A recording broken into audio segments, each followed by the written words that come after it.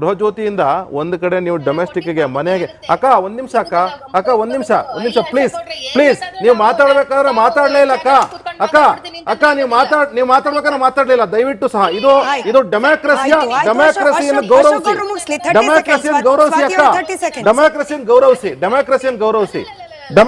ಗೌರವಿಸಿ ಅಕ್ಕ ಒಂದ್ ನಿಮಿಷ ಅದಾದ್ಮೇಲೆ ಕರೆಕ್ಟ್ ಮಾಡ್ಲಿಕ್ಕೆ ನಿಮ್ಗೆ ಅವಕಾಶನೇ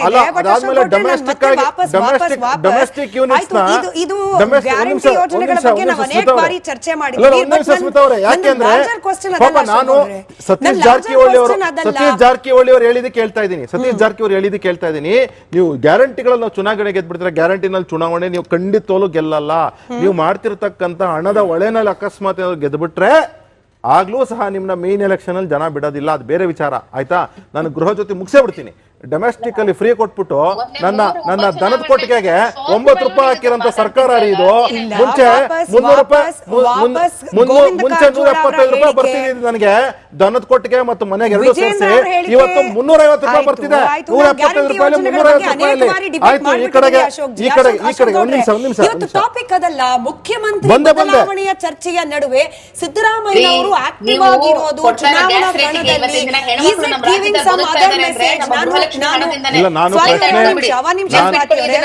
ಒಂದೇ ನಿಮಿಷ ಅಶೋಕ್ ಅವರೇ ಇವತ್ತು ವಿಜಯೇಂದ್ರ ಅವರ ನಿನ್ನೆಯ ಹೇಳಿಕೆಯನ್ನು ನಾವು ಗಮನಿಸಿದ್ರೆ ಎರಡು ಚುನಾವಣೆಯಲ್ಲಿ ಗೆಲುವು ಸೋಲೋ irrespective of the result Siddaramaiah is bound to resign ಅಂತ ಹೇಳಿಕೆ ಕೊಟ್ಬಿಟ್ಟಿದ್ದಾರೆ ಬಟ್ ಮೇಲ್ನೋಟಕ್ಕೆ ಚಿತ್ರಣ ಹಂಗ್ ಕಂಡು ಬರ್ತಿಲ್ಲ ಅಲ್ಲ ಸಿದ್ದರಾಮಯ್ಯನವರು ಹೈಕಮಾಂಡ್ಗೆ ಮತ್ತಷ್ಟು ಹಾರ್ಡ್ ಮಾಡ್ತಾ ಇದ್ದಾರೆ ಅವರನ್ನ ಕೆಳಗಿಳಿಸೋದನ್ನ ಏನ್ ಹೇಳ್ತಿದ್ದಾರೆ ಈಗ ನಿನ್ನೆ ಯಾರೋ ಒಬ್ರು ವಿಶ್ಲೇಷಕರು ಸಿಕ್ಕಿದ್ರು ಆ ವಿಶ್ಲೇಷಕರು ಏನ್ ಹೇಳ್ತಾ ಇದ್ರು ಅಂತ ಹೇಳಿದ್ರೆ ಅಕಸ್ಮಾತ್ ಏನಾದ್ರು ಒಂದ್ ಕಡೆ ಚುನಾವಣೆ ಸೋತ್ರು ಸಹ ಫರ್ಗೆಟ್ ಅಬೌಟ್ ಮುಖ್ಯಮಂತ್ರಿ ಬದಲಾವಣೆ ಒಂದ್ ಕಡೆಗೆ ಆದ್ರೆ GBA ಮತ್ತು ZPTP ಎಲೆಕ್ಷನ್ ಇದಲ್ಲಿ ನಡೆಸೋದೇ ಇಲ್ಲ ಸರ್ಕಾರ ಅವರೇ ಹೇಳ್ಕೊಂತಿದ್ದಾರೆ ಕ್ಲೋಸ್ ಡೋರ್ಸ್ ಅಲ್ಲಿ ಮುಖ್ಯಮಂತ್ರಿ ಉಪಮುಖ್ಯಮಂತ್ರಿ ಹೇಳಿದ್ದಾರೆ ಅಂತ ಹೇಳಿ ದೊಡ್ಡ ವಿಶ್ಲೇಷಕರು ಕರ್ನಾಟಕ ರಾಜ್ಯದ ದೊಡ್ಡ ವಿಶ್ಲೇಷಕರು ಅಂದ್ರೆ ಪತ್ರಕರ್ತರು ಅವ್ರು ಹೇಳ್ತಾ ಇದ್ರು ಕರ್ನಾಟಕದಲ್ಲಿ ಚುನಾವಣೆ ನಡೆಯಲ್ಲ ZPTP GBA ಒಂದು ಕಡೆ ಸೋತರು ಸಹ ಇದನ್ನ ಮುಖ್ಯಮಂತ್ರಿ ಉಪಮುಖ್ಯಮಂತ್ರಿಗಳು ಹೇಳ್ತಿದ್ದಾರೆ ಅಂದ್ರೆ ಅರ್ಥ ಏನು ಅಂತ ಹೇಳಿದ್ರೆ ಒಂದು ಸಿದ್ದರಾಮಯ್ಯನವ್ರಿಗೆ ಗೇಟ್ ಪಾಸ್ ಅಂತೂ ಕಾದಿದೆ ಒಂದ್ ಕಡೆಗೆ ಯಾಕಂದ್ರೆ ಚುನಾವಣೆ ಸೋಲ್ತಾರೆ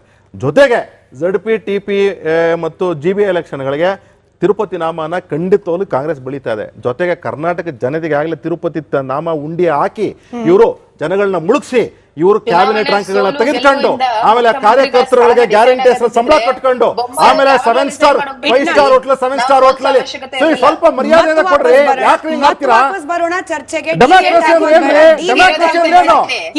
ಅಂದ್ರೆ ಏನು ಜರ್ನಲಿಸ್ಟ್ ಆಗಿದ್ದವರು ನಿಮ್ಗೆ ಗೊತ್ತಾಗಲ್ವೇನ್ರಿ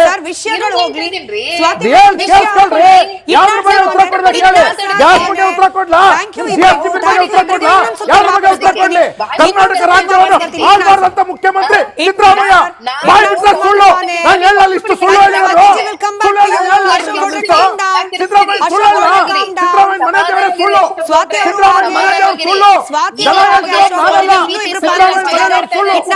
ಥ್ಯಾಂಕ್ ಯು ಇಟ್ನಾಳ್ ಸರ್ ಈ ಆರೋಪ ಪ್ರತ್ಯಾರೋಪಗಳ ನಡುವೆ ನಾನ್ ಕೇಳ್ತಿರೋ ಪ್ರಶ್ನೆ ನೇರವಾಗಿ ಮುಖ್ಯಮಂತ್ರಿ ಕುರ್ಚಿಗೆ ಸಂಬಂಧಪಟ್ಟ ಹಾಗೆ ಯೂಶಲಿ ಬೈ ಎಲೆಕ್ಷನ್ ಅಥವಾ ಎಲೆಕ್ಷನ್ ಅಲ್ಲೋ ಕಾಂಗ್ರೆಸ್ ವರ್ಸಸ್ ಬಿಜೆಪಿ ಅಥವಾ ಕಾಂಗ್ರೆಸ್ ವರ್ಸಸ್ ಬಿಜೆಪಿ JDS ಹಿಂಗಿರಬೇಕಾಗಿತ್ತು ಚಿತ್ರಣ ಇದೀಗ ಕಾಂಗ್ರೆಸ್ ವರ್ಸಸ್ ಕಾಂಗ್ರೆಸ್ ಅನ್ನೋ ರೀತಿಯಲ್ಲಿ ಇದೆಯಂತೆ ಇಲ್ಲಿ 2:0 ಹಿಂದೆ ಬೈ ಎಲೆಕ್ಷನ್ ಅಲ್ಲಿ 3:0 ಅಂದ್ರೆ 3 ಬೈ ಎಲೆಕ್ಷನ್ ಅಲ್ಲೂ ಕೂಡ ಸಿದ್ದರಾಮಯ್ಯನವರ ಬಣದವರೇ ಆಕ್ಟಿವ್ ಆಗಿದ್ದು ಸಿದ್ದರಾಮಯ್ಯ ಪರ ಕ್ಯಾಂಡಿಡೇಟ್ ಅನ್ನೇ ಗೆಲ್ಲಿಸಿಕೊಳ್ಳುವ ಮೂಲಕ ತಮ್ಮ ಪಾನ್ ಕಾರ್ಡ್ ಅನ್ನ ಮುಂದಿಟ್ಟಿದ್ದ ಸಿದ್ದರಾಮಯ್ಯನವರು ಈಗಲೂ ಕೂಡ 2:0 ತಮ್ಮ ಕಡೆ 0 DK ಕಡೆಯಲ್ಲಿ ಅನ್ನೋ ಮೆಸೇಜ್ ಅನ್ನ ಪಾಸ್ ಮಾಡೋ ಪ್ರಯತ್ನ ಮಾಡ್ತಿದ್ದಾರೆ ಅನ್ನೋದು ಇಲ್ಲ ಆ ಪ್ರಯತ್ನ ಮುಂಚಿನಿಂದನೂ ಇದೆ ಯಾಕಂದ್ರೆ ಈಗ 2023 ಸರ್ಕಾರ ರಚನೆ ಆದಾಗ ಸಿದ್ದರಾಮಯ್ಯ ಮತ್ತು DK ಶಿವಕುಮಾರ್ ಅವರ ಜಂಟಿ ನಾಯಕತ್ವದಲ್ಲಿ ಜಂಟಿ ಪ್ರಯತ್ನದಿಂದ ಇಷ್ಟು ದೊಡ್ಡ ನಂಬರ್ಸ್ ಬಂತು ಅಂತ ಒಂದು ವಾದ ಇತ್ತಲ್ಲ ಅದನ್ನ ನೆಗೆಟ್ ಮಾಡೋದಕ್ಕೆ ನಾನೊಬ್ಬನೇ ಗೆಲ್ತ್ಕೊಂಡ್ ಬರಬಲ್ಲೆ ಅಂತ ಆ ಒಂದು ಸವಾಲನ್ನ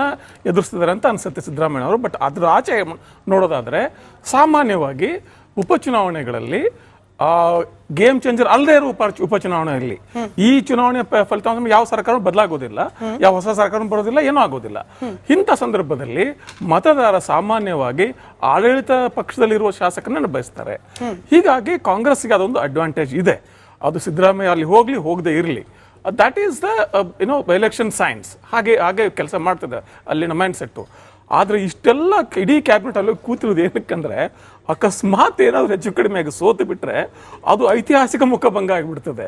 ಸುಮ್ಮನೆ ಸಣ್ಣ ಮುಖಭಂಗ ಆಗೋದಿಲ್ಲ, ಅದು ದೊಡ್ಡ ಮುಖಭಂಗ ಆಗ್ತದೆ. ಆಮೇಲೆ ಬಾಗಲಕೋಟೆ ಬಹಳ ಮುಖ್ಯವಾದ ಕ್ಷೇತ್ರ. ಅಲ್ಲಿ ಅನೇಕ ಮುಖ್ಯಮಂತ್ರಿಗಳು ಅಲ್ಲಿ ತಮ್ಮ ಹಣೆಬರಹವನ್ನು ಬದಲಾಯಿಸಿಕೊಂಡಿದ್ದಾರೆ.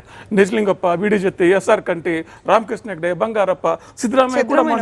ಹೀಗಾಗಿ ಅದು ದೊಡ್ಡ ಪ್ರಮುಖವಾದ ಕ್ಷೇತ್ರ. ಅದು ಸಣ್ಣ ಜಿಲ್ಲೆ ಆದ್ರೂ ಕೂಡ ದೊಡ್ಡ ಪ್ರಮುಖ ಕ್ಷೇತ್ರ ಅದು. ಮತ್ತೆ ಬಾಗಲಕೋಟೆಯಲ್ಲಿ ಒಂದು ಕಡೆ ಸತೀಶ್ ಜಾರಕಿಹೊಳಿ ಇದ್ದಾರೆ, ಅಹಿಂದ ನಾಯಕರು, ಇನ್ನೊಂದು ಕಡೆ ಸಿದ್ದರಾಮಯ್ಯನವರ ಸ್ವಜಾತಿಯ ಮೇಟಿ ಅವರಿದ್ದಾರೆ. ಹೀಗಾಗಿ ಅಲ್ಲಿ ಒಂದೇನೋ ಹೆಚ್ಚಿನ ಒಲವು ಇರಬಹುದೇನಪ್ಪ, we don't know, but these things do work.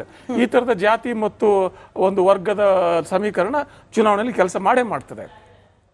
ಆಮೇಲೆ ದಾವಣಗೆರೆಯಲ್ಲಿ ಈ ಅನುಕಂಪ ಅನ್ನೋದೇನಿದೆಯಲ್ಲ, ಎರಡೂ ಕಡೆ ಹೇಳೋದಾದ್ರೆ ಮಣ್ಣಿನ ಬಹುಶಃ ಹೇಳಿದ್ದೆ ಅನ್ಸುತ್ತೆ, ಅನುಕಂಪದ ಆಧಾರದ ಮೇಲೆ ಓಟ್ ಆಗೋದು ಸಾಧ್ಯತೆ ತುಂಬಾ ಕಡಿಮೆ. ಯಾಕೆ ಎರಡೂ ಕಡೆ ಸ್ಥಾನ ತೆರವಾದ್ದು ಇಬ್ಬರು ಹಿರಿಯ ನಾಯಕರು ವಯೋಸಹಜ ಕಾಯಿಲೆಗಳಿಂದ ವಯಸ್ಸಾಗಿ ಒಂದು ತುಂಬ ಜೀವನ ನಡೆಸಿ ತೀರಿ ಹೋಗಿದ್ದಾರೆ. ಅಲ್ಲಿ ಹೆಚ್ಚಿನ ಅನುಕಂಪ ಅಪೇಕ್ಷೆ ಮಾಡೋದಕ್ಕಿಂತ ಒಂದು ಕುಟುಂಬ ನಿಷ್ಠೆ ಅನ್ನೋದು ಬೇರೆ ಇರ್ತದೆ. ಆ ರೀತಿ ಕೆಲಸ ಮಾಡ್ತಿದೆ. ಮತ್ತೆ ಶಾಮನೂರ್ ಅವ್ರ ಕುಟುಂಬ ದಾವಣಗೆರೆಯಲ್ಲಿ ಎಷ್ಟು ಪ್ರಮುಖವಾದ ಕುಟುಂಬ ಅಂತೇಳಿ ಎಲ್ರಿಗೂ ಗೊತ್ತು. ಮತ್ತೆ ಶಾಮನೂರ್ ಶಿವಶಂಕರಪ್ಪ ಕಾಂಗ್ರೆಸ್ನ ಖಜಾಂಚಿಯಾಗಿ ಕಾಂಗ್ರೆಸ್ನ ಸುಮಾರು 50 ವರ್ಷದಿಂದ ಹೆಚ್ಚು, ಬಹುಶಃ ನಾವೇನು ಹುಟ್ಟಲಿಲ್ಲ ಅವಾಗಿಂದ ಕಾಂಗ್ರೆಸ್ನ ನಡ್ಸ್ಕೊಂಡ್ ಬಂದಂತ ನಾಯಕರು ಅವರು. ಹೀಗಿರುವಾಗ ಅಲ್ಲಿ ಒಂದು ಅಡ್ವಾಂಟೇಜ್ ಇದ್ದೇ ಇದೆ. ಹೀಗಾಗಿ ಎರಡೂ ಕ್ಷೇತ್ರಗಳಲ್ಲಿ ಇದು ಕಾಂಗ್ರೆಸ್ಗೆ ಪ್ಲಸ್ ಇದ್ರೂ ಕೂಡ ಕಾಂಗ್ರೆಸ್ಸಿನ ಭಯ, ಆ ಒಂದು ಅಭದ್ರತೆಯಿಂದಾಗಿ ಅಲ್ಲಿ ಜನ ಹೋಗ್ತಿದ್ದಾರೆ ಒಂದು. ಆಮೇಲೆ ಈ ಅಧಿಕಾರ ಮತ್ತು ಕುರ್ಚಿ ಇದ್ರ ಬಗ್ಗೆ ಮಾತಾಡಿದ್ರಲ್ಲ, ಈಗೇನಾಗಿದೆ, ಡಿ ಕೆ ಶಿವಕುಮಾರ್ ಅವ್ರಿಗೆ ಅಸ್ಸಾಂ ಜವಾಬ್ದಾರಿ ಕೊಟ್ಟಿದ್ದಾರೆ, ಮತ್ತೆ ಜಮೀರ್ ಅಹಮದ್ಗೆ ಕೇರಳ ಜವಾಬ್ದಾರಿ ಕೊಟ್ಟಿದ್ದಾರೆ. ಹೀಗಾಗಿ ಅವರು ನೇರ ಇಲ್ಲಿ ಭಾಗವಹಿಸಕ್ಕೆ ಆಗೋದಿಲ್ಲ. ಆದರೆ ಅಸ್ಸಾಮಲ್ಲಿ D K Shivakumar already proved in Telangana. ಈ 23 ತಿಂಗಳ ಆದ ನಂತರ ತೆಲಂಗಾಣದಲ್ಲಿ ಅವರ ಒಂದು ಜವಾಬ್ದಾರಿ ವಹಿಸ್ಕೊಂಡಾಗ ಹಿ ಹ್ಯಾಸ್ ಡೆಲಿವರ್ಡ್. ಅಸ್ಸಾಮಲ್ಲೂ ಮಾಡಿ ಆಮೇಲೆ ಇಷ್ಟೆಲ್ಲ ನಾನು ಪಕ್ಷ ನಿಷ್ಠೆಯಿಂದ ಕೆಲಸ ಮಾಡ್ತಿದ್ದಾನೆ, ನನಗೇನು ನೀವು ನನ್ನ ಕೊಟ್ಟ ಮಾತು ಉಳಿಸ್ಕೊಳ್ತಾ ಇಲ್ಲ ಅಂತ ಮತ್ತೆ ದೆಹಲಿ ಹೈಕಮಾಂಡ್ಗೆ ಹೋಗೋ ಸಾಧ್ಯತೆ ಇದ್ದೇ ಇರ್ತದೆ. ಮತ್ತೆ ಸಿದ್ದರಾಮಯ್ಯ ಕೂಡ ಒಂದ್ಸರ್ತಿ ಹಾಗೆ ಮಾತಾಡ್ತಾರೆ, ಒಂದ್ಸರ್ತಿ ಹೀಗೆ ಮಾತಾಡ್ತಾರೆ. ಒಂದ್ಸರ್ತಿ ಅವರು ಸನ್ಯಾಸ ತಗೊಂಡೋಗ ತರ ಮಾತಾಡ್ತಾರೆ, ಇನ್ನೊಂದ್ಸರ್ತಿ 5 ವರ್ಷ ತಾನೇ ಇರ್ತಾನೆ ಅಂತ ಹೇಳ್ತಾರೆ, ಮತ್ತೆ ಕೊನೆಗೆ ಹೈಕಮಾಂಡ್ ಹೇಳಿದ ತರ ಮಾಡೋಣ ಅಂತ ಹೇಳ್ತಾರೆ. It's just a developing story. But ಈ ಒಂದು ಚುನಾವಣೆಯ ಆಧಾರದ ಮೇಲೆ ಆ ತರದ ಯಾವುದೇ ಇಂಪ್ಯಾಕ್ಟ್ ನಾನು ಬಿಗ್ ಟಿಕೆಟ್ ಇಂಪ್ಯಾಕ್ಟ್ ನಾನು ಅಪೇಕ್ಷೆ ಮಾಡೋದಿಲ್ಲ. ಬಟ್ ನನಗೆ ಒಂದಷ್ಟು ಅನುಮಾನಗಳಿದೆ, ಮುಂದೆ ಕೇಳ್ತಾ ಹೋಗ್ತೀನಿ. ಸರ್ ರಾಜುಗೌಡ್ರೆ, ವಿಜಯೇಂದ್ರ ಅವರು ಹೇಳ್ತಾ ಇರೋ ಹೇಳಿಕೆಯನ್ನ ಗಮನಿಸಿದ್ರೆ, ಅಂದ್ರೆ 15ಕ್ಕೂ ಹೆಚ್ಚು ಮಿನಿಸ್ಟರ್ಗಳು ಸೂಟ್ಕೇಸ್ ಸಮೇತ ಬಂದ್ಬಿಟ್ಟಿದ್ದಾರೆ. ಸೂಟ್ಕೇಸ್ ತಂದಿದ್ದಾರೋ ಇಲ್ವೋ, ಬಿಜೆಪಿ ಅವ್ರು ಟ್ರಂಕ್ ತಗೊಂಡಿದ್ದಾರೋ ಇಲ್ವೋ, ಮತದಾರರು ಹೇಳಬೇಕು, ಇಲ್ಲ ಅಂತಂದ್ರೆ ನಿಮ್ ಪಕ್ಷದ ಮುಖ್ಯಸ್ಥರೇ ಹೇಳಬೇಕು, ಅದು ಹೇಳೋದಿಲ್ಲ ಕೂಡ. ಬಟ್ ನಿಜವಾಗ್ಲೂ ಮಿನಿಸ್ಟರ್ಗಳೇ ಕಣಕ್ಕಿಳಿದು ಚುನಾವಣಾ ಪ್ರಚಾರದಲ್ಲಿ ಭಾಗಿಯಾಗಿದ್ದಾರೆ ಅಂತಂದ್ರೆ ಕಾಂಗ್ರೆಸ್ ಪಕ್ಷ ಯಾವುದೇ ಕಾರಣಕ್ಕಿರ್ಬೋದು ಸರ್, ಈ ಬೈ ಎಲೆಕ್ಷನ್ ಅನ್ನ ಬಹಳ ಸೀರಿಯಸ್ ಆಗಿ ತಗೊಂಡಿದ್ದಾರೆ ಅಂತ ವಿಜಯೇಂದ್ರ ಅವರ ಹೇಳಿಕೆಯನ್ನೇ ಗಮನಿಸ್ತಾ ಇದೆ. ಸೊ ಈಗ ಬಿಜೆಪಿ ಕಡೆಯಿಂದ ನಡೀತಾ ಇರುವ ಪ್ರಚಾರ, ಬಿಜೆಪಿ ಕಡೆಯಿಂದ ಮಾಡ್ತಾ ಇರುವ ಎಫರ್ಟ್ ಸಾಕಾಗತ್ತಾ ಅಂತ ಗೆಲುವಿನ ದಡ ದಾಟಿಸ್ಲಿಕ್ಕೆ? ಈಗ ಮೊದಲನೇ ವಿಚಾರ,